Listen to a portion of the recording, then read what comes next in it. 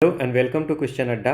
आज से हम लोग एक नई सीरीज की शुरुआत कर रहे हैं जहां हम लोग एयर ट्रैफिक कंट्रोल के जो कुछ पिछले साल के क्वेश्चन हैं उसको डिटेल में डिस्कशन करेंगे। जैसा कि आप लोगों को पता होगा कि जो एयर ट्रैफिक कंट्रोल की जो एग्जामिनेशन है उसकी जो पैटर्न है 120 क्वेश्चन टोटल आते हैं, जिसमें 60 क्वेश्चन में रीजनिंग है, इंग्लिश है, जनरल एप्टीट्यूड है, जनरल नॉलेज है, और बाकी जो 60 क्वेश्चन है उसमें 30 क्वेश्चन फिजिक्स के होते हैं और 30 क्वेश्चन मैथमेटिक्स की होती है। अभी जो हम लोग सबसे पहले डिस्कशन करेंगे वो फिजिक्स मैथमेटिक्स के करेंगे, फिर अगर टाइम परमिट करेगी तो हम लोग बाकी भी देखेंगे। अब एनालिसिस किसी भी एग्जामिनेशन के लिए प्रीवियस ईयर की क्वेश्चन जो होते हैं उसकी एनालिसिस क्यों ज़रूरी होती है। The first thing is that कि एनालिसिस की ज़रूरत इसलिए होती है कि understand the important part of the syllabus के कौन कौन से इंपॉर्टेंट पार्ट है, कहाँ से क्वेश्चन आ रहे हैं, वो आपको प्रीवियस ईयर के क्वेश्चन को सॉल्व करके पता चल जाता है। आपकी क्या वीकनेस है, कौन से टॉपिक से ज़्यादा क्वेश्चन आ रहे हैं, कौन से टॉपिक आपके स्ट्रांग है, कौन से टॉपिक पे आपको वर्क करना है, वो आपको पता चलता है। थर्ड, आपकी कॉन्फिडेंस इंक्रीज हो जाती है। जब आप क्वेश्चन सॉल्व करते हो तो आपकी कॉन्फिडेंस जो है वो इंक्रीज हो जाती है। आपको अगर कोई क्वेश्चन आ रहा होता है तो आपको ऐसा लगता है चलो इस टॉपिक के क्वेश्चन मुझे आ रहे हैं। अगर प्रीवियस ईयर सॉल्व कर रहे हो, क्वेश्चन बन रहे हैं, तो आपको ऐसा लगता है कि आप आगे बढ़ सकते हो, आप सक्सीड कर सकते हो।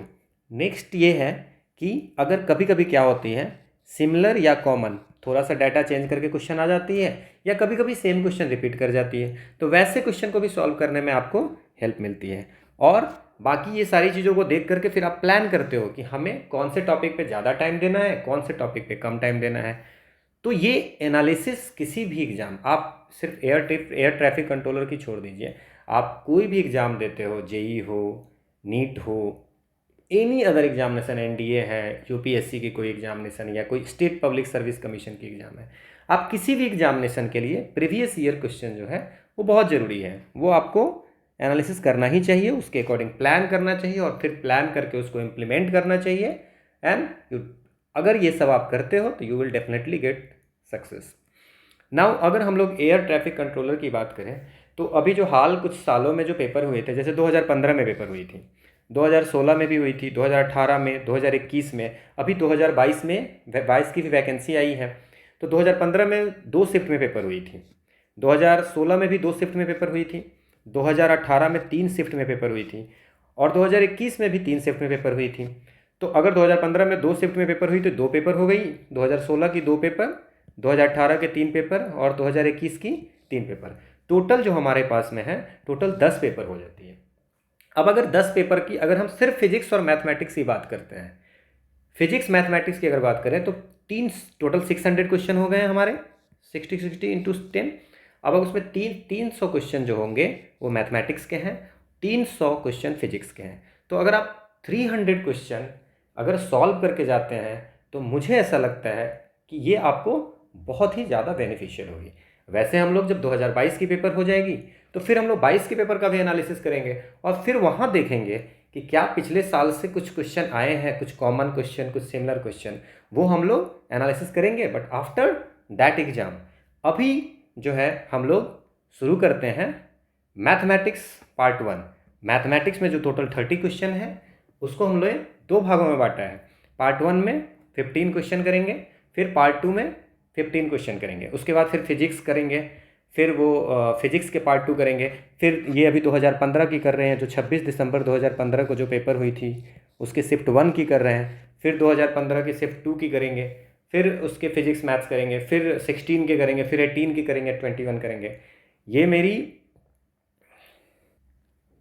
कोशिश रहेगी कि हम आपके जो 2022 के पेपर आने वाले हैं उससे पहले हम 2021 तक की सारी प्रीवियस ईयर क्वेश्चन की एनालिसिस करके डिटेल डिस्कशन करके आपको प्रोवाइड करा दूँ। तो हम लोग शुरू करते हैं फर्स्ट मैथमेटिक्स पार्ट 1, और पहला क्वेश्चन हम लोगों का ये रहा, the value of definite integral 0 to pi theta sine cube theta cos theta D theta is equal to. अब इसमें आप नोट बनाते जाइएगा जो जो फार्मूले यूज हो रहे हैं, तो उससे आपको बेनिफिट मिलेगी आपको रिवीजन करने में। तो इसमें 2 फार्मूला का यूज होगा, एक इंटीग्रेशन बाई पार्ट का, आपको पता होगा इंटीग्रेशन बाई पार्ट्स का फार्मूला। तो इंटीग्रेशन बाय पार्ट्स का फॉर्मूला आप एक याद रखेंगे, कौन सी फॉर्मूला, u into we D x अगर होती है इंटीग्रेशन का, तो वो क्या हो जाता है, u into we D x minus integration of differentiation of u d u by d x integration of v D x और ओवरऑल इसकी पूरे की इंटीग्रेशन। तो ये हमारी ये फार्मूला होती है। और दूसरा एक फार्मूला जो यूज होगा वो कौन सा होगा, वो देख लीजिए आप, आई एन इंटीग्रेशन 0 से π/2 की अगर इंटीग्रेशन हो तो ये sine n x d x अगर इसको है तो इसकी वैल्यू क्या होगी, इसकी इंटीग्रेशन करने के तो I2n is equal to π/2 into 1/2 into 3/4 into 5/6, ये 2n-1/2n। ये एक होती है I2n + 1 is equal to 2/3 4/5 into 6/7, ये कहाँ तक जाएगी 2n/2n + 1। तो ये दो फार्मूला अगर आप याद रखेंगे, अगर आपको याद होगा तो आप इस क्वेश्चन को आसानी से सॉल्व कर सकते हैं। तो हम इस क्वेश्चन को सॉल्व करते हैं। तो u इंटू वी इंटीग्रेशन के फार्मूला पहले हम लोग यूज करते हैं। अब इसमें हम लोग देख पा रहे हैं कि 3 है, theta, sine cube theta and cos theta.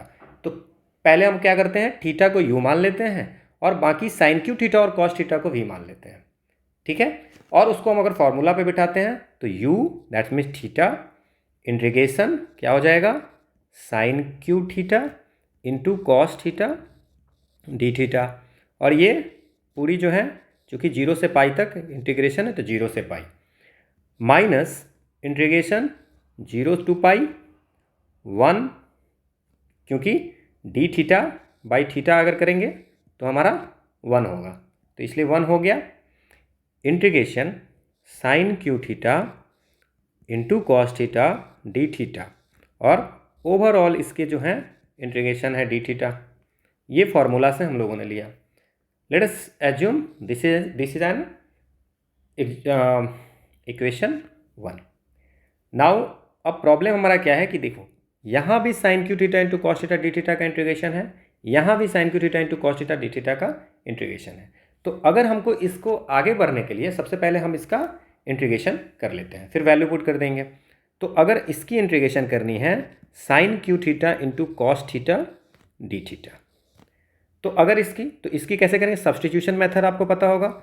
इस साइन थीटा को अगर हम टी मान लेते हैं, इसको d sine theta by d theta ऐसे अगर करते हैं, d theta is equal to d t by d theta, तो हम लोग कह सकते हैं cos theta D theta is equal to d t. Now इसमें वैल्यू पुट कीजिए, integration sine cube theta is equal to 2, तो ये टी क्यू हो गया, और cos theta D theta is equal to d t, तो टी क्यू डी टी। इसकी integration आपको पता है T4/4, और when we put the value of t is equal to sine theta, तो ये क्या हो जाएगा साइन 4 थीटा बाई 4। नाउ इसको क्या करेंगे हम लोग इक्वेशन 1 में पुट करेंगे। जब इसको इक्वेशन 1 में पुट करेंगे तो क्या हो जाएगा, थीटा इंटू साइन 4 थीटा, ठीक है, ये दिख रहा है आपको, theta into sine 4 theta by 4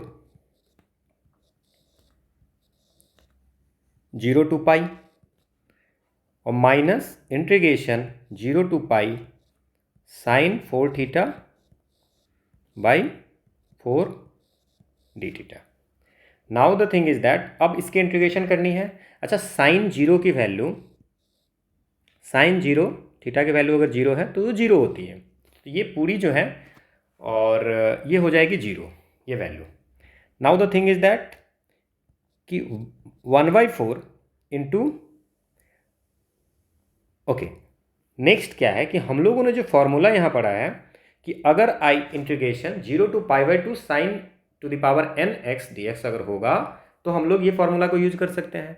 लेकिन यहाँ पे 0 से पाई है, तो इसका आप लोगों ने पढ़ा होगा कि अगर इसको हम ये करेंगे तो 2 इंटू इसको हम लिख सकते हैं 0 to π/2 sine 4 theta by 4 D theta. तो इसको -1/2 0 to π/2 sine 4 theta D theta लिख सकते हैं। अच्छा, ये 1/4 निकाल दिया है यहाँ पे, तो इसको यहाँ पे ऐसे ही छोड़ देते हैं। नाउ अगर इस फॉर्मूला का यूज करेंगे, अब इसमें क्या है कि आप कहोगे कि आप ये बता दो कि कौन सी फॉर्मूला यूज होगी। तो अगर चूंकि sin टू द पावर 4 है तो इवन के लिए ये फॉर्मूला, अगर n की वैल्यू इवन है तो ये यूज होगा, और n की वैल्यू ऑड है तो ये यूज होगा। तो अब हम लोग का चूंकि n की value sin 4 to the power theta है, तो हम लोग की कौन सी ये फॉर्मूला यूज होगी। तो ये फॉर्मूला यूज होगा, तो हम लोग क्या लिखेंगे, -1/2 इंटू क्या हो जाएगा π/2। आप देखो यहाँ π/2 1/2 3/4 इंटू 1/2 इंटू 3/4। अब आप कहोगे कि इससे आगे क्यों नहीं होगा, क्योंकि when we put the value of n 2n है तो i4, तो n की वैल्यू अगर 2 रखते हैं तो 2 इंटू 2 -1 2 इंटू 2 तो 4 - 1/4 तो 3/4। तो ये मैक्सिमम 3/4 तक ही जाएगा, इसीलिए हम लोगों ने 3/4 पे इसको यहाँ पे कंक्लूड किया है। अब अगर इसको हम कैलकुलेट करते हैं तो -3π/32 आंसर आता है, और हमारे ऑप्शन में ये है -3π/32, तो हमारा ये हो गया आंसर। तो होप सो आपको ये क्वेश्चन समझ में आई होगी। Next question, the value of integration dx by √x 1 + √x। ये क्वेश्चन के जो ये ऑप्शन है ये ओरिजिनल क्वेश्चन में गलत थे। इस क्वेश्चन को हम लोग सॉल्व करते हैं सब्स्टिट्यूशन मेथड से।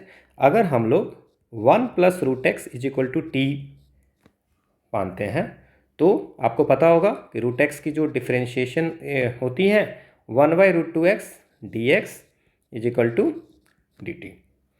तो ये क्या हो जाएगा, dx बाई √x = 2 dt। तो integration of 2 dt by t हो जाएगी 2 dt बाई t। ओके, कोई दिक्कत नहीं। ये यहाँ से ऐसा हो जाएगा, तो ये क्या हो जाएगा 2 dt। दैट्स मीन्स कि dx बाई √x की जो वैल्यू हो जाएगी वो 2 dt हो जाएगी, और 1 + √x को तो हमने t पहले ही माना है। तो integration of 2 dt by t, तो अगर 1/t का आपको पता होगा तो log t होता है, तो 2 log t और प्लस c। सो t की जगह पे हम लोग 1 + √x रख लेंगे, ठीक है, प्लस c। सो ये आंसर होगा। ये इसमें कोई भी ऑप्शन सही नहीं था। ये जो ऑप्शन है वो एग्जामिनेशन में जो ऑप्शन दिए गए थे वो ऑप्शन यहाँ पे लिखा हुआ है। होप सो आपको ये समझ में आए होगी। नेक्स्ट क्वेश्चन, ये -1 to 1 e⁻ mod x dx = तो इसको हम लोग क्या कर सकते हैं, -1 to 0 e⁻ -x dx। अच्छा, ये mod x है, तो mod x जो होगा वो क्या होता है, mod x = क्या होता है, अगर मान लीजिए कि -x होता है और x होता है, तो अगर <0 होती हैं x <0 और x > 0, ठीक है। और e⁻−x dx ये आपको पता होगा। Now -1 to 0 e⁻−x dx plus 0 से 1 e⁻x dx। जस्ट मॉड को हमने ब्रेक किया है, सो इंटीग्रेशन ये हो गया। Now the thing is that यहाँ पे क्या कर सकते हैं, -e⁻−x -1 to 0, ये इसकी इंटीग्रेशन है e⁻x 0 से 1। अगर हम इसको सॉल्व करते हैं तो -e -0 plus e⁻1 plus e⁻1 -e⁻0।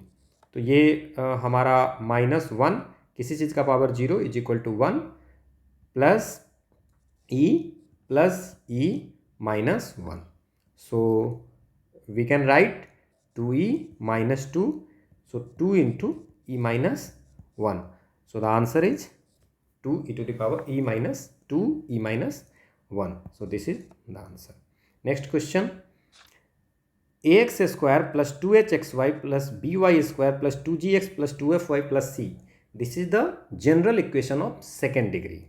तो इसमें हाइपरबोला का कौन सा ये होगा, विच कंडीशन सेटिस्फाइज हाइपरबोला। तो सेकेंड डिग्री इक्वेशन की ये हो गई। अब हम लोग इसमें थोड़ी सी डिटेल में करते हैं। अब इसमें जो डिस्क्रिमिनांट होती हैं इसकी डेल, वो होती हैं क्या, ए एच जी। हम लोग इसके प्रूफ पे नहीं जाएंगे, it took lots of time. Okay, so del का वैल्यू ये हो जाता है। तो अगर डेल की वैल्यू जीरो हो गई, पहली बात क्या हो गई, पहली कंडीशन हो गई कि अगर डेल की वैल्यू जीरो होगी तो क्या होगा, तो देन इट रिप्रेजेंट, ये जो इक्वेशन है वो रिप्रेजेंट करेगा, क्या करेगा, pair of straight line, represent a pair of straight line. तो हो सकता है कि नेक्स्ट टाइम कभी ये क्वेश्चन आ जाए कि pair of straight line depend ये करता है, ठीक है। तो del is equal to zero, then it represent a pair of straight line. Second thing है, दूसरी कंडीशन होती है कि if del is equal to नहीं है जीरो। अगर डेल जीरो नहीं है तो अब इसमें भी बहुत सारी कंडीशन है। द फर्स्ट इज दैट कि h is equal to zero हो अगर, और a is equal to b हो, और इसेंट्रिसिटी अगर जीरो हो। कभी कभी यही पूछ देता है कि e is equal to zero है तो क्या रिप्रेजेंट करेगा, तो ये सर्किल करता है। सेकेंड, ये सारी जितनी भी हैं वो del not equal to zero में है।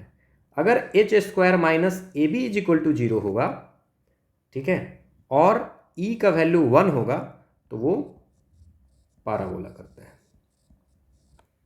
नेक्स्ट, अगर h square minus a be less than zero है, इसका क्या मतलब हो गया, ई लेस देन इसेंट्रिसिटी। कभी कभी पूछ देता है कि इसेंट्रिसिटी लेस देन 1 है तो क्या रिप्रेजेंट करेगा, तो ये हो गया ellipse. Fourth, H square minus a be greater than zero, तो इसेंट्रिसिटी, ये रिलेशन भी पूछ देता है कि इसेंट्रिसिटी ग्रेटर देन है तो क्या होगा, हाइपरबोला। तो ये इतनी सारी हैं। और फिफ्थ एक और कंडीशन है कि h square minus a be greater than zero, और ए प्लस बी भी जीरो हो जाए, और ई की वैल्यू अगर हाफ हो जाती है तो वो रिप्रेजेंट करता है रेक्टेंगुलर हाइपरबोला। हमारे क्वेश्चन में क्या है, हमारे क्वेश्चन में पूछा गया है कि h square greater than a b कौन सा हाइपरबोला कौन सा रिप्रेजेंट करता है, तो ये हाइपरबोला ये रिप्रेजेंट करता है। This one is the hyperbola. ये कौन सा हो गया, h square less than a b क्या हो गया, ये इलिप्स हो गई, और h square is equal to a b क्या हो गया, ये पाराबोला हो गया। ये कुछ नहीं है, ठीक है, यहां तक कोई दिक्कत नहीं है दिक्कत। नेक्स्ट क्वेश्चन है कि l x plus m y plus n is equal to zero is a normal to ellipse. आपको पता होगा ये इलिप्स है, अगर ये एक्स एक्सिस हुआ, ये वाई एक्सिस है, यहाँ पे कोई पी पॉइंट है, ठीक है ना, और यहाँ से ये नॉर्मल है, ये फोकस होगी, ठीक है। तो बहुत ज़्यादा डिटेल में हम लोग नहीं जा रहे हैं। अगर ये पी पॉइंट x1 y1 होता, अगर p x1 y1 होता तो जो नॉर्मल का इक्वेशन होता वो क्या होता, y माइनस वाई वन, या आपको एक्स्ट्रा इन्फॉर्मेशन बता दे रहा हूँ, y1 a square by x1 b square x minus x1, this is the equation of normal. लेकिन ये जो है, अगर हम लोग ये cos theta b parametric form है, a cos theta b sine theta में रखते हैं, तो जो इक्वेशन ऑफ नॉर्मल होगा, इक्वेशन ऑफ नॉर्मल होगा वो होगा ax sec theta minus b y cosec theta is equal to A square minus B square. आप डायरेक्ट याद भी रख सकते हैं इक्वेशन ऑफ नॉर्मल, मैंने पॉइंट फॉर्म में भी बता दिया है और मैं पैरामेट्रिक फॉर्म में भी बता दिया है। नाउ हमें जो नॉर्मल का इक्वेशन दिया हुआ है ये दिया हुआ है, और ये पैरामेट्रिक फॉर्म में नॉर्मल की इक्वेशन ये आती है।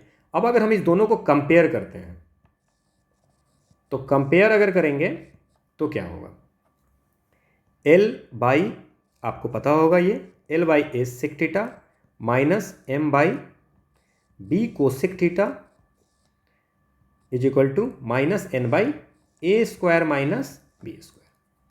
तो L by A 1/sec theta is equal to cos theta is equal to minus M by B 1/cosec theta होती है sine theta is equal to N by A square minus B square, ये minus से multiply कर दिए तो ये B square minus a square हो गया। Now what is the value of sine theta? अगर हम इस दोनों को कंपेयर करेंगे तो ये दोनों को इक्वल करते हैं, तो sine theta is equal to क्या हो जाएगा minus n b by m b square minus a square, और कॉस थीटा की वैल्यू क्या हो जाएगी n a by l b square minus a square.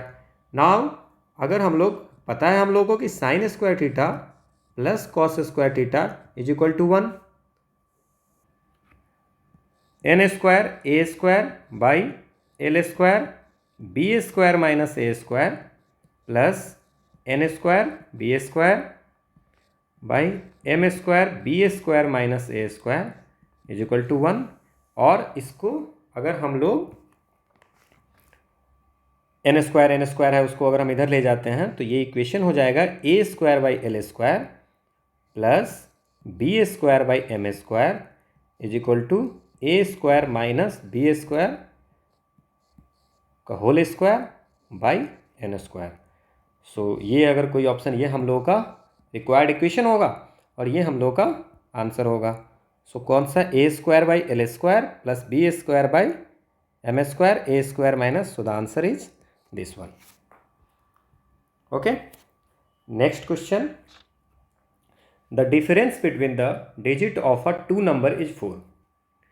तो let us assume 2 digit number एक मान लेते हैं हम लोग, 2 digit number कौन सा मानूं xy.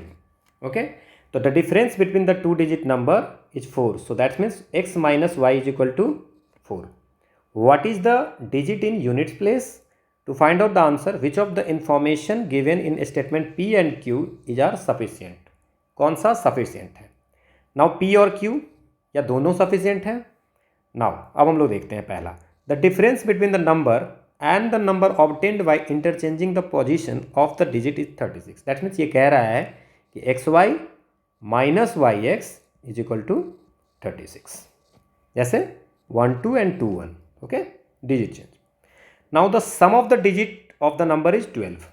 अगर सम ऑफ द डिजिट 12 होगा तो क्या हो जाएगा इस दोनों इक्वेशन से, 2x इज इक्वल टू 16, तो x is equal to 8 and y is equal to हो जाएगा 4. x is equal to 8, 2x is equal to 16, x is equal to 8 and y is equal to 4. तो अब number क्या हो जाएगा 84 minus 48 which is equal to 36. तो दोनों both P and Q are sufficient. देखो अगर इसमें हम लोग एक्स वाई नहीं मान के वाई एक्स मानते तो हम लोगों का ये गलत भी हो सकता है. अब एक ऐसी भी आ सकती है, तो 84 माइनस 48 हो जाता जो कि माइनस 36.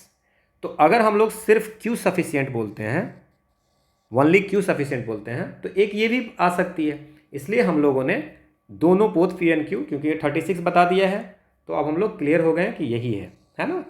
तो answer both P and Q are sufficient. Next question, the necessary and sufficient condition for a set B to be subset of A. B subset है ए का, इसका जो नेसेसरी कंडीशन क्या होगा. ये ए है और उसके अंदर बी है, तो ये ऐसा क्वेश्चन, ये इन्वर्स मान लेते हैं, ऐसा बात कर रहा है. ठीक है ना, कि A B is the subset of A, B is the subset of, B is a subset of A. ठीक है, तो ये बी है और ये ए है. तो बोल रहा है कि क्या ऐसा होगा. नाउ अब हम लोग इसको करते हैं. ठीक है ना, जैसे आपको मैं कुछ वेन डायग्राम दिखा देता हूँ कि ए यूनियन बी की वेन डायग्राम क्या होगी. ठीक है, so this one is the A, this one is the B. तो ए यूनियन बी की जो वेन डायग्राम होगी वो ऐसी होगी. This one is the A union B. Okay, अगर ए इंटरसेक्शन बी की बात करें तो ये ए इंटरसेक्शन बी होगी. ए माइनस बी बात करें तो सिर्फ ये पोर्शन होगी. So this is the A minus B. Now इसमें से कौन ऐसा है कि A union B is equal to A union B is equal to A कब होगा? ए यूनियन बी, ठीक है, ए यूनियन बी है, A union B is equal to A होगा जब ए के अंदर में बी होगा। अगर हम इसको करेंगे तो ए यूनियन बी, अब आप देख रहे हो इस डायग्राम में कि ए के अंदर में बी है। ओके, जैसे मान लीजिए आप एग्जांपल ले लीजिए 1 2 3 4 5 6, ठीक है, और B is the subset of A, मान लेते हैं कि बी में है 2 4 6, ठीक है, तो हम ऐसा बोल सकते हैं कि B is the subset of A, B is a subset of A, ठीक है, तो बी सबसेट। तो अगर हम लोग ए यूनियन बी करेंगे तो ए यूनियन बी करेंगे तो ए ही होगा, तो इसका मतलब ये आंसर सही है। बाकी भी एक्सप्लेनेशन देख लेते हैं कि ये कब होगा, ए माइनस बी मतलब ये पार्ट और इंटरसेक्शन बी, ठीक है, ये फाई, तो ऐसा ये भी सही होगा, बट ये हमेशा सही नहीं होगा, तो this one is the not necessary, ठीक है। और ए यूनियन बी बराबर बी, ए यूनियन बी, ये नॉट ट्रू, ये पॉसिबल ही नहीं है, क्योंकि बी छोटा सा है ना, ए बड़ा है, और यूनियन में सारा कंबाइंड होता है, तो ये सही नहीं है, ठीक है। और ये कब होगा, कब होगा? इफ तो ऑलवेज ट्रू नहीं है, बट अगर both set are same, that's means A में जितने एलिमेंट होंगे बी में उतने होंगे, ठीक है, तो ये हो सकता है A union B is equal to B, ठीक है, और ये भी सही नहीं है, ठीक है। So the answer is A union B is equal to A. Hope so clear होगा। नेक्स्ट क्वेश्चन, ये क्वेश्चन है, वैसे तो ये लीनियर प्रोग्रामिंग के क्वेश्चन है, बट इसको आप आसानी से ही बना सकते हो। जैसे कि x1 में ये लेट अस अज्यूम कि x y z w, यहाँ भी है, वैसे x1 कर लो, x1 y1 z1 w1, x2 y2 z2 w2। अब इसमें पूछ रहा है कि कौन सा a point which can not be vertex of p का वर्टेक्स कौन सा नहीं हो सकता है। हम लोग 2 डायमेंशनल ले लेते हैं कि x1 y1 ऐसे हम लोग कर लेते हैं 0 1, और x2 y2 ये कितना है 3 0, तो इस पर हम एक लाइन ड्रा कर लेते हैं। सो लाइन का जो इक्वेशन होता है क्या होता है, y माइनस y1, 2 पॉइंट अगर दिया होता है तो स्ट्रेट लाइन का equation y2 minus y1 x2 minus x1 x minus x1।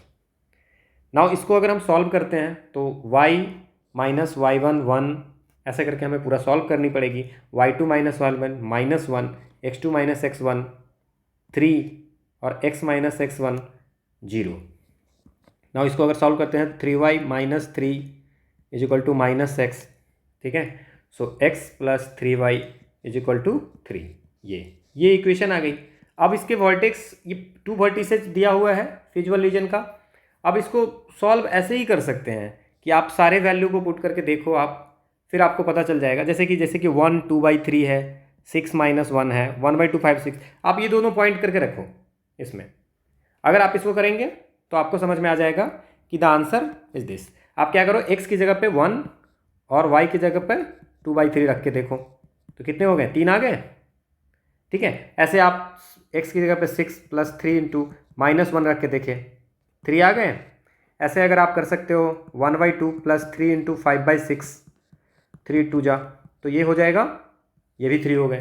That's means ये सारे जो ये पॉइंट है वो सेटिस्फाई कर रहे हैं, तो हम लोग आंसर ऐसे भी लिख सकते हैं। अब ये भी सेटिस्फाई कर रहा है, बट इसमें तीनों सेटिस्फाई कर रहे हैं, ठीक है, तो हम इस तरह से भी इस क्वेश्चन को मतलब कि आंसर से भी कर सकते हैं, क्योंकि वैसे ये बहुत बड़ा क्वेश्चन हो जाएगा। ओके, नेक्स्ट क्वेश्चन, ये क्वेश्चन भी आपको थोड़ी सी लेंदी क्वेश्चन है, बट इसको मैं कोशिश करता हूँ कि आपको शॉर्ट से शॉर्ट में समझाने का।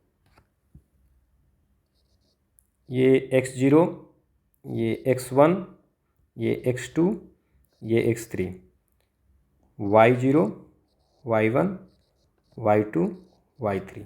थोड़ी लेंदी पेपर थी 2015 की।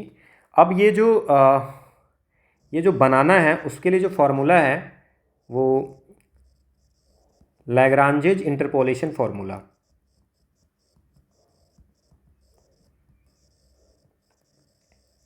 ठीक है, फॉर अनइक्वल इंटरवल।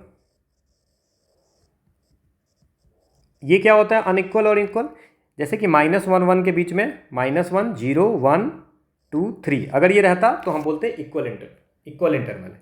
ये -1 के बाद डायरेक्ट 1 है तो 2 का डिफरेंस हो गया, यहाँ पे 1 का डिफरेंस है, तो ये अनइक्वल इंटरवल हो गया।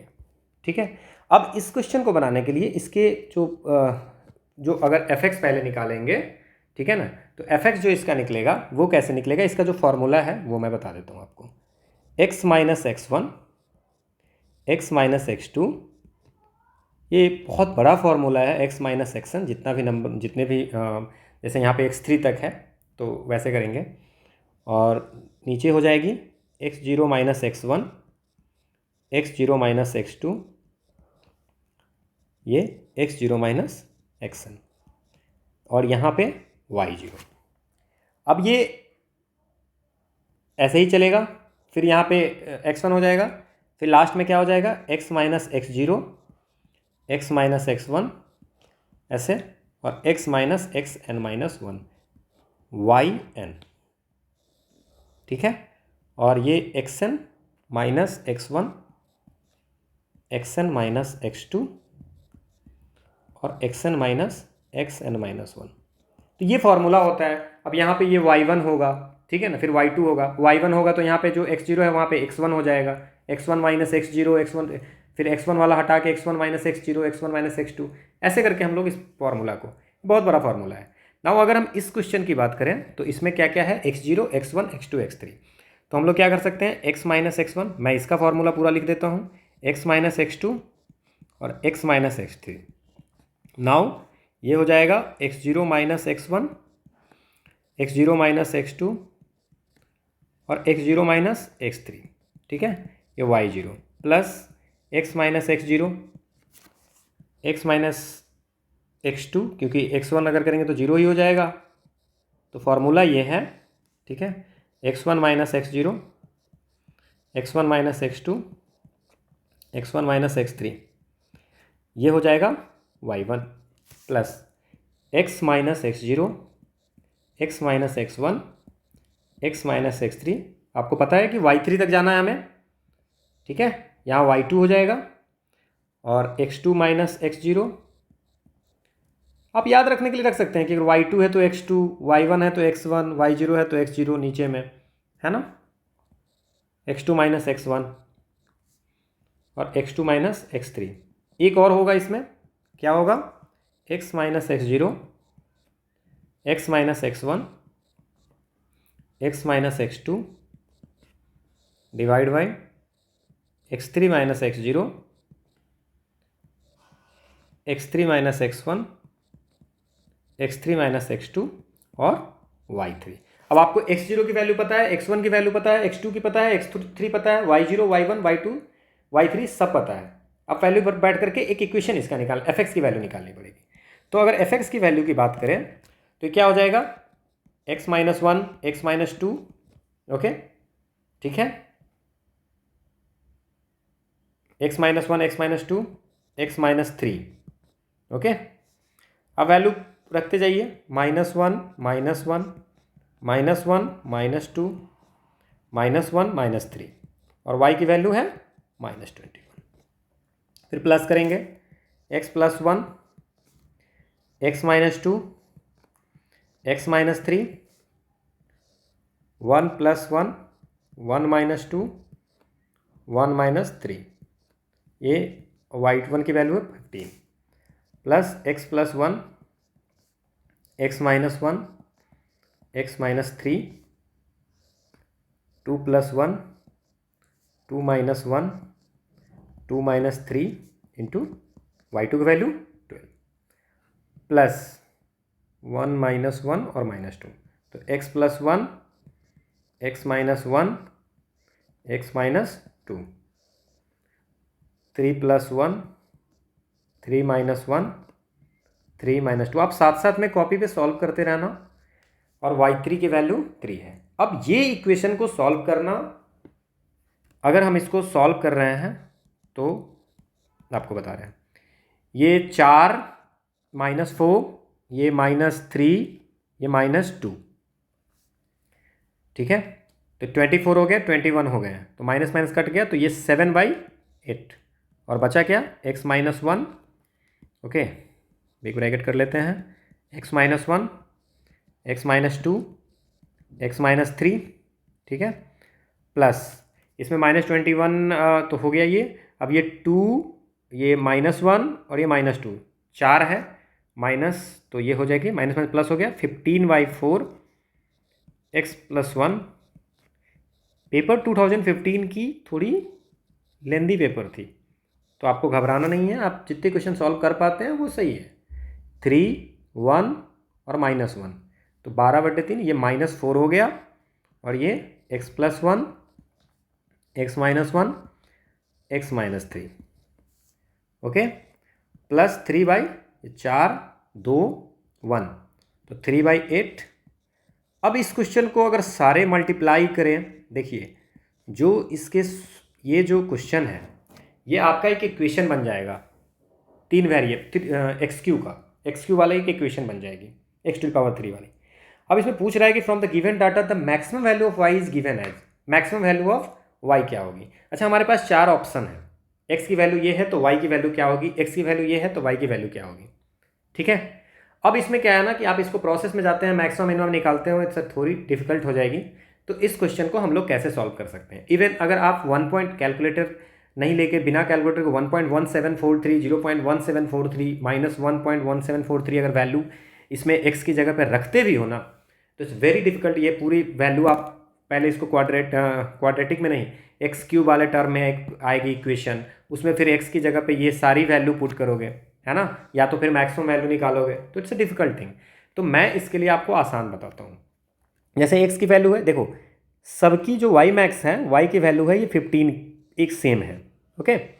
तो अब आप क्या करते हैं ना कि हम लोग ऐसा करते हैं, और ये ना बहुत कम डिफरेंस नहीं है, ज़्यादा डिफरेंस है, लगभग एक का डिफरेंस है, ठीक है। ऐसा नहीं कि 1.17 है, 1.27 है, फिर तो ये फॉर्म जो मैं बता रहा हूँ नहीं लगेगा, बट यहाँ लग सकता है 1, 0, -1 और 2। आप ना नॉर्मल रखो 1, 0, -1 और 2, क्योंकि दोनों थोड़ा थोड़ा बराबर ही ये सब है। तो ये 4 वैल्यू रख के देखो किसमें 15 के आसपास में आ रहा है। तो अगर हम इस वैल्यू को पुट करते हैं, अगर इस वैल्यू को पुटअप करते हैं, ठीक है, तो पहले हम क्या रखते हैं, लेट अस अज्यूम कि हम रखते हैं 1, तो 1 रखेंगे तो ये वाला 0 हो जाएगा, 1 - 1 ये 0 हो जाएगा और ये 0 हो जाएगा, तो सिर्फ ये बचेगा। तो 15/4, ठीक है, और इंटू 1, 1, 2 और 1 - 2 -1 और इंटू 1 - 3 -2, तो ये 4 से 4 कट गया। तो आप एक चीज़ देख रहे हो, 15 आ गया। मतलब अगर फर्स्ट ऑप्शन में ही हम ट्राई किए हैं तो अराउंड 15, मतलब x की वैल्यू अगर हमने 1 रखा है तो y की वैल्यू 15 आई है, तो इसका मतलब x का वैल्यू 1.17 रखने 15.17 आ सकता है। तो ये हमारा आंसर तो यही होगा।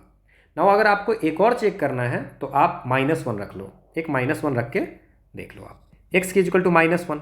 अगर x की वैल्यू -1 रखते हो तो ये 0 हो जाएगा, क्योंकि -1 + 0 ये 0 हो जाएगा, ये 0 हो जाएगा, तो सिर्फ ये बचेगी। तो y की वैल्यू क्या हो जाएगी, 7/8 और इंटू -1 इंटू -2 इंटू -3 इंटू -4, तो ये तो कट गया, बट ये -21 आ गई, जो कि हमारे ऑप्शन में है ही नहीं। आप एक बार देख लेना कैलकुलेशन, आप देखना, अगर कुछ ऐसी मिस्टेक होगी तो आप कमेंट सेक्शन में जरूर लिखना, ठीक है। But answer is this. -1 आप एक बार फिर से रख के देख लो, ये 0, ये 0, ये 0, ये -1 -1 -2, ये -2 -1 -3, -1 -3 -4, 4 2 जा 8 और 7 3 -21, ठीक है। तो ये आपको ऐसे फिर 0 भी रख के देख सकते हो आप वैल्यू। तो ये आंसर आपका ये ऐसा आ गया। तो कभी कभी ऑप्शन का सहारा लेके भी क्वेश्चन बनाना है, ऐसा नहीं कि नहीं ऑप्शन नहीं, पूरे को प्रोसेस में बनाना है, टाइम आपके पास कम रहता है। क्वेश्चन जब लेंदी होता है तो वो सबके लिए लेंदी होता है। Next question, okay. सो किसी भी मैट्रिक्स को ये आइडेम्पोटेंट मैट्रिक्स तभी बोलेंगे जब वो, जैसे ए मैट्रिक्स है उसको आइडेम्पोटेंट कब बोलेंगे, जब A² = A होगा तो। और हमें बता दिया है, अगर मान लेते हैं कि लेट λv आइगन वैल्यू,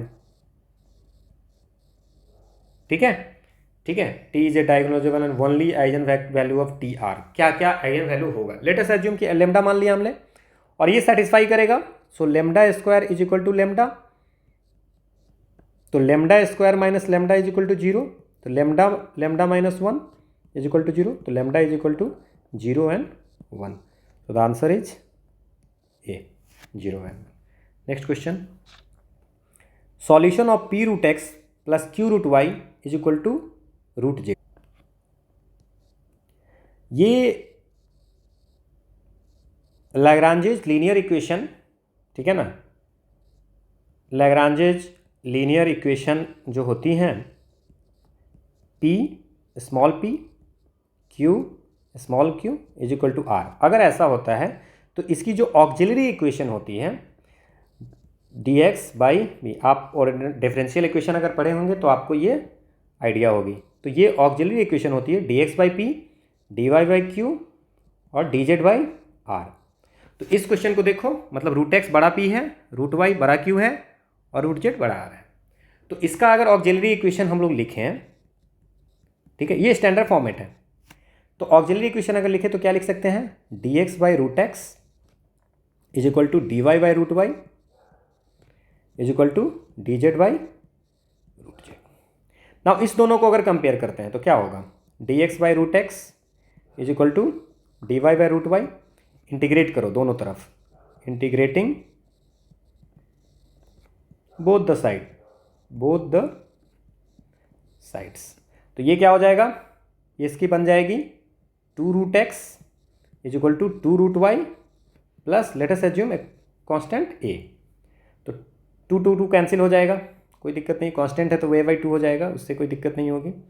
तो root x minus root Y is equal to, आपको लिखना है तो a बाई 2 लिख दो, बट कांस्टेंट है उसको आप 2a यहाँ पे लिख देते तब भी कोई दिक्कत नहीं, एक पहला क्वेश्चन होगी। अब अगर हम लोग किसी को भी कंपेयर करेंगे, जैसे कि अगर हम लोग पहला और तीसरा को कंपेयर कर रहे हैं, तो again dx by root x is equal to dz by root z। अगर इसको भी अगर हम इंटीग्रेटिंग करेंगे, बाई इंटीग्रेटिंग अगर करते हैं तो क्या होगा, root x minus root z is equal to let us assume b, ठीक है। सो 1 and 2 से, फ्रॉम 1 and 2, ये कॉफिशिएंट तो बड़ा हो ही सकता है छोटा, जैसे कि a है, अगर ये 3 होगा ये 2 होगा, तो आप इसको 3 को 2 तो बना ही सकते हो कुछ मल्टीप्लाई करके। तो आप लिख सकते हो कि root x minus root y वो फंक्शन है root x minus root z का, ऐसा लिख सकते हो। और एक और चीज़ और लिख सकते हो, अगर जैसे कि हमने पहला और तीसरा को कंपेयर किया है, अब ऐसा भी कर सकते हैं कि d x by root x को ये कंपेयर किए हैं, अब हम लोग ऐसा भी कर सकते हैं। तो अगर हम लोग ऐसा करते हैं कि d y by root Y is equal to d z by root z, आपके मन में आएगा कि इसी को क्यों नहीं कंपेयर करें। अगर आप ऐसा करेंगे तो कोई इशू नहीं है, इसमें क्या आ जाएगा आपको, again root Y minus root Z is equal to C. So again we can say कि root x minus root Y is equal to function of root Y minus root Z. Okay, तो ये होगी। तो ऐसा आपको याद रखना है। और इसकी और मैं एक्स्ट्रा इन्फॉर्मेशन देता हूँ कि इसकी अगर कोई बात करे कि what is the general solution, इसकी क्या होगी जनरल सॉल्यूशन, तो आपकी आंसर तो हो गई root x minus root Y is equal to root x minus root Z या root Y minus root Z. तो root x minus root Z है तो आपकी आंसर ये हो गई। अगर root Y minus root Z भी होता तो आपका आंसर हो जाता है। नाउ जनरल सॉल्यूशन जो इसकी होगी वो root x d z by d let del x root y del z by del x del y is equal to root z. So this is the general solution. कभी ऐसा भी question पूछे तो आपको ये पता होना चाहिए। Next question, the solution of the differential equation, partial differential equation के भी क्वेश्चन आ रहे हैं तो आपको ये भी करके जाना हो। सो इसमें कुछ नहीं है, जैसे ये इक्वेशन है इसको इंटीग्रेट कर दो, integrating with respect to y, क्योंकि वाई स्क्वायर है, 2 बार वाई के रिस्पेक्ट में डिफरेंशिएशन किया गया है, तो फर्स्ट वाई के रिस्पेक्ट में 2 बार हम लोग ये करेंगे, कीपिंग एक्स एज कॉन्स्टेंट। और डाउ जेड बाई डाउ वाई क्या हो जाएगा, del z by del y ये हो जाएगा। अगर इसको डिफरेंशिएशन करोगे तो minus cos integration x y into 1/x plus let us assume कोई x का फंक्शन होगा, अगेन इंटीग्रेटिंग, क्योंकि हमें ये z लाना है, वैल्यू ऑफ z निकालनी है।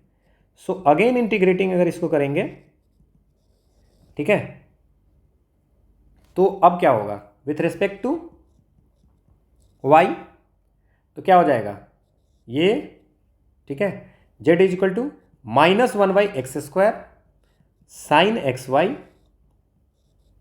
ठीक है। x फिर इसमें से निकलेगा क्योंकि y के रेस्पेक्ट में कर रहे हैं, प्लस क्या हो जाएगा y(f(x), ये कांस्टेंट है, इसके x कांस्टेंट है तो इसको अगर करेंगे तो y(f(x) हो जाएगा, और एक और ये हो जाएगा। सो the answer is this. Now इसमें कोई ऐसा ऑप्शन नहीं है जिसमें ये आंसर है, तो ये क्वेश्चन भी आंसर ये होगा। ओके, सो ठीक है सर। नेक्स्ट क्वेश्चन जो है डिफरेंशियल इक्वेशन का, फिर से क्वेश्चन आया कि डिफरेंशियल इक्वेशन ये है। नाउ कोई भी जो लीनियर डिफरेंशियल इक्वेशन है उसकी सॉल्यूशन कैसे निकलता है, ठीक है। तो सॉल्यूशन जो इसके हैं वो solution of linear differential equation, तो y इज इक्वल टू होता है complementary function plus particular integral. आप पढ़े होंगे तो आपको पता होगा। नाउ इसकी ऑक्सिलरी इक्वेशन की अगर बात करें, ऑक्सिलरी इक्वेशन क्या हो जाएगा, इसको dx को हम लोग d मानते हैं और d2 को हम लोग ds² मानते हैं। सो ऑक्सिलरी इक्वेशन हो जाएगा d² minus 3d plus 2 is equal to 0। तो इसको हम सॉल्व करते हैं, d² minus 2d minus d plus 2 is equal to 0, d common लेंगे, d minus 2 minus 1 d minus 2 is equal to 0। So d minus 2 d minus 1 is equal to 0। So d is equal to 1 and 2। तो ये d की value 1 and 2 आ गई। Now इसमें क्या होगा, जो complementary function है तो CF इसकी जो हो जाएगी वो हो जाएगी c1e⁻x प्लस c2e⁻2x। ये जो रूट होती है उसके अकॉर्डिंग ये c1 c2 जो है वो कांस्टेंट है e⁻। अगर m1 m2 रहता तो e⁻m1 e⁻m2, तो उसी तरह ये जनरल फार्मूला है। नाउ अब हम लोग क्या करेंगे, ये हो गया। अब हम लोग पर्टिकुलर इंटीग्रेट निकालेंगे, ठीक है। पर्टिकुलर इंटीग्रल नाउ कैसे निकलेगा, 1/ हमारा क्या आया था d² minus 3d plus 2e⁻3x। Now हम क्या करेंगे, जो यहाँ पे वैल्यू होती है वो हम इस इक्वेशन में वैल्यू पुट आउट करते हैं। सो d इज इक्वल टू 3 हम लोग इसमें वैल्यू रखें। ये इस टाइप के क्वेश्चन को सॉल्व करने का, और जनरल यही वे है, इसी से आपको एग्जामिनेशन में सॉल्व करने पड़ेंगे। 3 × 2 प्लस 2, अगर e⁻ कुछ रहता है तो आपको ऐसे ही करना होगा, e⁻x। नाउ तो ये हो गया, ये वैल्यू रख दिया, फिर e⁻x। नाउ 3x, तो ये 9 माइनस 6 3 9, सॉरी यहाँ पे 3 होगा ना, d की वैल्यू 3 है तो 3 × 3 होगी। सो e⁻3x/2। So what is the value of y, जो सॉल्यूशन होगी CF प्लस PI। तो CF क्या था, c1e⁻x plus c2e⁻2x plus e⁻3x/2। ये सॉल्यूशन डिफरेंशियल इक्वेशन का होगा। नाउ ए बी लिखा है, उससे आपको कोई दिक्कत नहीं है। अच्छा एक और चीज़ है, अगर आप सिर्फ ये भी सॉल्व कर पाते हैं, ठीक है ना, e⁻x और e⁻2x, तब भी आपका क्वेश्चन बन जाता, क्योंकि e⁻x और e⁻2x एक ही ऑप्शन में है। तो अगर आप ये नहीं भी निकालते तब भी कोई दिक्कत नहीं है। तो स्मार्ट वर्क आपको एग्जामिनेशन में करना जरूरी होता है। Next question, what is the maximum value of x⁻x। Now इस क्वेश्चन के लिए let y is equal to x⁻। अच्छा तो याद करके जाते हैं कि इसके जो आंसर होंगे, कुछ स्टैंडर्ड मैक्सिमम और मिनिमम वैल्यू याद करके जाते हैं हम लोग, लेकिन आप कैसे निकालेंगे वो मैं आपको बता देता हूँ। y इज इक्वल टू x⁻x। सो लॉग ले लेते हैं दोनों साइड में। So log y is equal to log x⁻x। So we can write log y is equal to x log x। अब डिफ्रेंशिएट कर दो with respect to x। So क्या हो जाएगा, 1/y and dy/dx is equal to x into 1/x plus 1 into log x, x का differentiation, ठीक है। Now dy/dx is equal to क्या हो जाएगा, y 1 प्लस log x, ठीक है, और y का वैल्यू x⁻x, तो 1 plus log x। So minimum या मैक्सिमम वैल्यू के लिए क्या होती है, मिनिमम या मैक्सिमम वैल्यू के लिए पहले हम लोग पॉइंट निकालते हैं। So F dash X is equal to 0 करते हैं। Now F dash X is equal to 0, that means X to the power X 1 plus log x is equal to 0। So log x is equal to -1, तो आपको पता है ये base ई है, तो ये x to the power e to the power -1 हो जाएगा। So x is equal to 1/e, तो ये हमको पॉइंट मिल गया। नाउ अब हम लोग f डबल डैश x निकालेंगे, तो डबल डैश x निकालेंगे, ठीक है। क्या होगा, x to the power x into 1/x plus x to the power x 1 plus log x का होल स्क्वायर। इसको फिर से डिफरेंशिएट किया हमने, ठीक है, ओके। नाउ अगर हम लोग f डबल डैश, अब इसमें हम लोग वैल्यू पुट करेंगे x is equal to 1/a, और फिर देखेंगे कि हमारी वैल्यू ग्रेटर होती है कि लेस होती है, उसके अकॉर्डिंग फिर डिसाइड करेंगे कि मैक्सिमम वैल्यू है कि मिनिमम। 1/e यहाँ तो बोल ही दिया है मिनिमम, ठीक है। e plus 1/e 1 plus log 1/e का square. Now f double dash x is equal to 1/e, तो ये क्या हो जाएगा, 1/e का पावर 1/e और e which is greater than 0। इसका मतलब है कि फंक्शन का x इज इक्वल टू, देखो अगर आप स्मार्ट वर्क करो, देखो मैक्सिमम, ये तो हमने इसलिए बताया कि आपको पता चलना चाहिए, लेस देन होता तो मैक्सिमम वैल्यू होती, अगर ये लेस देन 0 होती तो मैक्सिमम वैल्यू होती, ठीक है ना। तो ये, बट आप अगर यहाँ पे x is equal to 1/e निकाल लिए, तो इसमें जो मिनिमम वैल्यू पूछ रहा है, तो आपको पता होना चाहिए कि आंसर यही होगा। अब यहाँ पे आके हमने प्रूफ किया है कि हाँ ये ग्रेटर देन 0 है, hence at x is equal to 1/e the function has minimum value. तो ये अगर पूछता कि मिनिमम वैल्यू है कि मैक्सिमम वैल्यू, अब यहाँ पे ऑप्शन दे देता, यहाँ पूछ देता सीधे, ठीक है, और यहाँ पे e to the power -1 maximum, e to the power -1 minimum कर देता, फिर आप इसको देख सकते थे। अदरवाइज आप अगर x की वैल्यू 1/e निकल गया तो आप यहाँ पे आंसर लिख सकते थे। नेक्स्ट क्वेश्चन, यहाँ function f is defined as f(x) ax² plus 2x plus 1 2x minus 1 x less than 1 b minus cx² x greater than 1, और बताया है कि differentiable at x is equal to 1 और f dash 0 is equal to f dash 2। सबसे पहला तो हमें ये जो इन्फॉर्मेशन दिया है कि f(x) इज डिफरेंशिएबल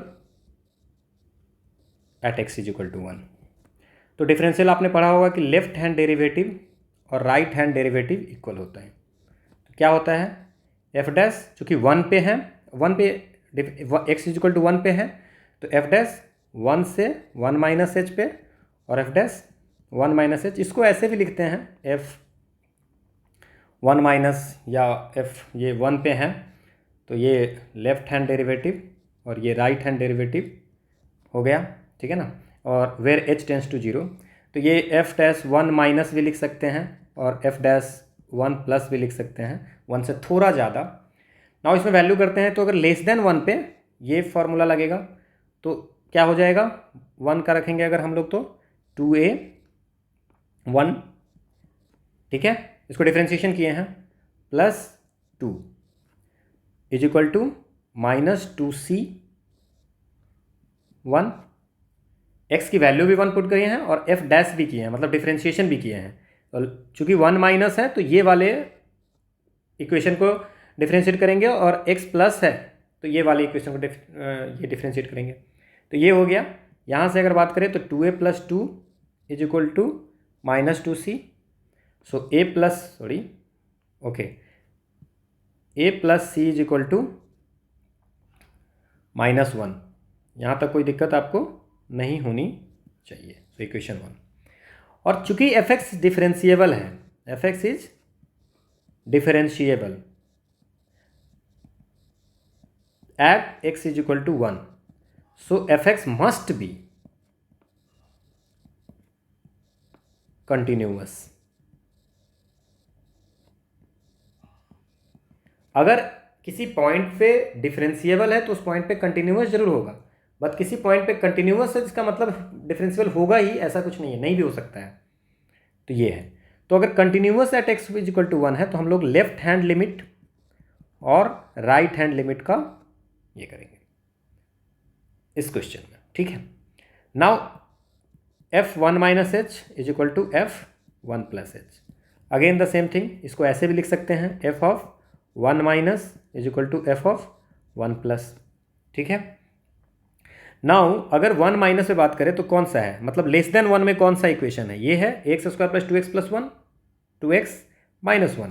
तो हम लोग ऐसा कर सकते हैं, a 1 square plus 2 1 minus 1 is equal to b minus C 1। b minus C X square है, b minus C X square, X greater than 1 पर, एक से बड़ा होने पे, तो ये एक से बड़ा है, तो ये इक्वेशन पे लगेगा।